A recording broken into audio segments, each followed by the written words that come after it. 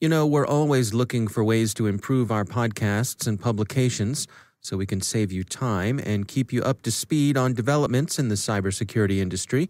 We've created a survey, and we would love a chance to hear your thoughts and ideas. The best part, once you complete the survey, you'll have a chance to win a $100 Amazon gift card. The survey expires on March 24th, so be sure to help us out and give us your input. And don't hold back. We want to hear it all. Tell us what you love, what you'd like to see more of, and how we can make your lives easier. Just go to thecyberwire.com/survey. That's thecyberwire.com/survey. Thanks to our title sponsor, Juniper Networks, for helping make Research Saturday possible.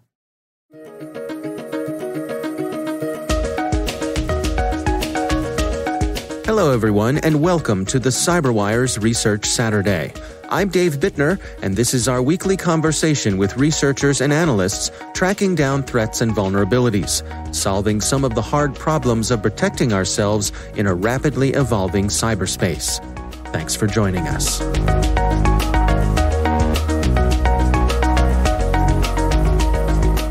So at a very high level, it is one of the most sophisticated, well-engineered, and difficult to detect samples of shellcode that we've seen employed by an APT. That's Jen Miller-Osborn. She's Deputy Director of Threat Intelligence at Palo Alto Networks Unit 42. The research we're discussing today is titled BendyBear, Novel Chinese Shellcode Linked with Cyber Espionage Group BlackTech.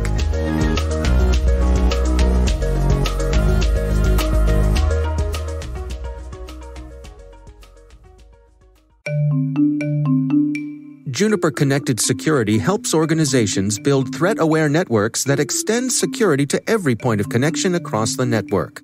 To learn more, visit juniper.net/security or connect with Juniper on Twitter or Facebook. That's juniper.net/security.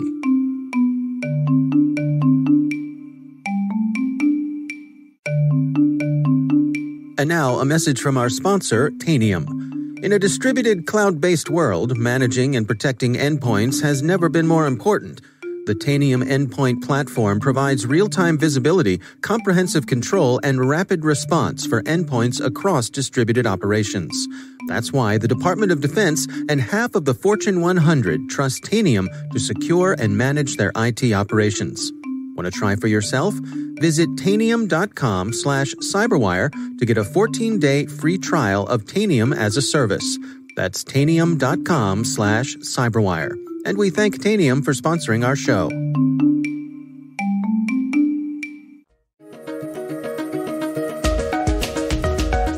It's also an upgraded variant of WaterBear, which was for 32-bit systems.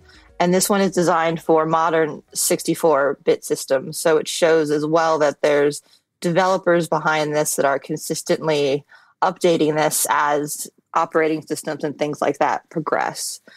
One of the final notes that makes this unique and somewhat challenging, and definitely challenging, is that the shellcode exists only in memory, and it can load additional payloads directly into memory and not on disk, which is another component of making it very difficult to detect. Well, let's go through some of the capabilities together here. I mean, what is it able to do? So in terms of capability of what it can do on a system, it's limited to downloading other payloads. So in that perspective, it's not particularly interesting. What is interesting is the way it does both its communications and the way its polymorphic code ensures that its runtime state varies every time it launches. So that makes it very difficult to detect, because typically things and patterns that you would signature on, you can't, because every time this is launching, it is looking different. Every time it pings for a C2 domain, it will clear the host cache, the host DNS cache. So it forces it to resolve every time, which also can impede investigation because there's no cache logs showing that that domain was looked for, but it also implies that the attackers own those domains so they can change the IP they're resolving to if necessary, if for some reason one of them was being detected. And then it also encrypts and decrypts function blocks while it's running only as needed, which is another way to avoid detection. And finally, it also looks for what would be static debugging kind of things before it runs. If it detects those, it won't run because those are a classic sign that it's in an analysis environment. So the authors spent quite a bit of time ensuring that this would be incredibly difficult to detect within a network, but its only actual functionality outside of that is to download additional malicious payloads. So how would someone find themselves with this on their system? What's the mechanism by which it installs itself? We actually don't know. That's one of the things we noted in our research. It does require a loader, but we were not able to find a copy of that, what that is. So our analysts actually had to build a custom loader to get the shellcode to run. So once you find this on your system, can we walk through together what it does, how it reaches out to that C2 server? Sure. So it does some level of time evasion, and that's, again, to avoid typical static or dynamic runtime analysis. That's typically most virtual environments, they only wait a set amount of time for a program to do something before determining whether it's malicious or not malicious, which makes sense because, they're processing thousands or millions of files at volume, and they can't afford for any network to have a particular file sitting there for, an hour, 2 hours, 2 weeks, waiting for a file to do something. So in this number of the more advanced things, we'll see a component where they'll just add that in. And this is the same way. They did a number of things to defeat that kind of runtime analysis where they would wait.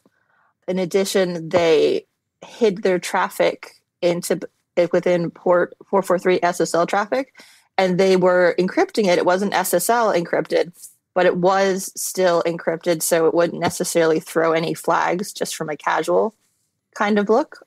But then it did a number of things to authenticate between the malware itself and the C2 to confirm that it was talking to the correct family, if that makes sense. There were a number of encryption components when things were transmitted back and forth that was also used for the encryption, which makes it difficult to detect or break. They're calculating the session keys and challenges, but they're doing them per request.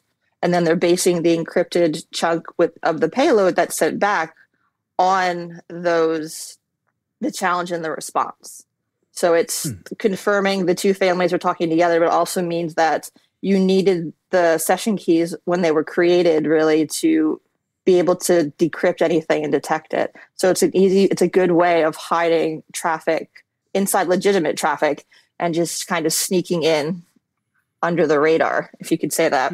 And then once it decrypts it, then it has whatever that malicious payload was.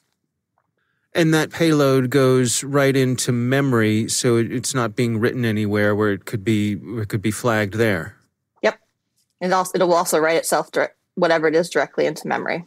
I see. It's a really well done stage 0 downloader. It's very stealthy and it's very difficult to reverse engineer. The RE that worked on this has been doing this for quite a while and is very experienced. And he noted that this was one of the most complicated pieces of shellcode that he's ever looked at.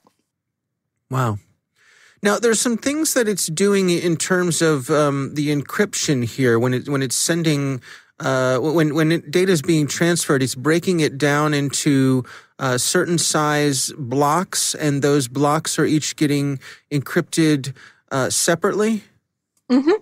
We've seen that with other malware where they do that in an attempt to make it more difficult to reassemble the actual payload so you can understand what it's doing. So they'll encrypt them in bytes and then they'll move them around, essentially. So what you need to be able to do is you have to figure out what the routine was that they used to be able to reverse it. And in this case, they modified RC4, which made it just that much a little more difficult because it wasn't traditional RC4.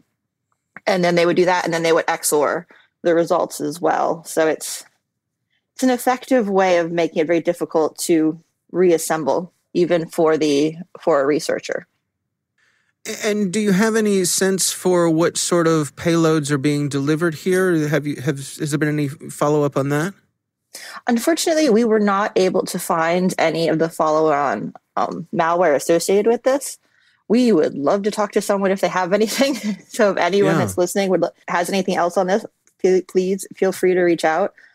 This appears to be a very sophisticated group that is well-resourced and technical. They understand what they're doing and they have developers. So it's definitely something that people should be concerned about if you're the type of organization that they would target.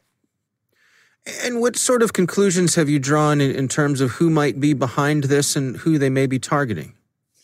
So all of the attribution or such attribution that's been published is back to the Chinese government. The article that the Taiwanese Department of Justice published along with the C2 domains also gave that same attribution. And then the Cyber Command CNMF team actually retweeted us and kept in the tie to BlackTech. And it is widely assessed that BlackTech is tied to the Chinese government. So we can't say with 100% certainty, but there seems to be a lot of people in agreement on that. Right. What are the recommendations in terms of protecting yourself against this? For this, if you are the kind of target they would go for, so this group historically has focused a lot just in the East Asian region, specifically against government and industries like semiconductors, things like that, where a technical nature. I would talk to them. Whoever your security provider is, I would have a conversation with them about whether or not you're able to detect this and what that looks like, because it's potentially an indicator of if you find it in your environment and it's been there a while, you probably are going to have to start doing a more thorough investigation of what's going on. So I would recommend organizations confirm that they're protected from this. And do you all have indication that the command and control servers are active right now, that this is an active campaign out there running? That I would have to double check. We haven't looked at the domains recently, but the last indication we had a few weeks ago, they were still active. I see. Okay. Well, the blog post that you all put up here has a lot of the indicators of compromise and so on. So there's lots of information that folks can use to determine whether or not it's something they should be concerned about. Really interesting research here. Is there anything that I've missed, anything I haven't asked you that you think it's important to share? No, I don't think so. Just really want to highlight that this is a very stealthy and sophisticated piece of shellcode. So if you're a potential target, please ensure that you are protected from this.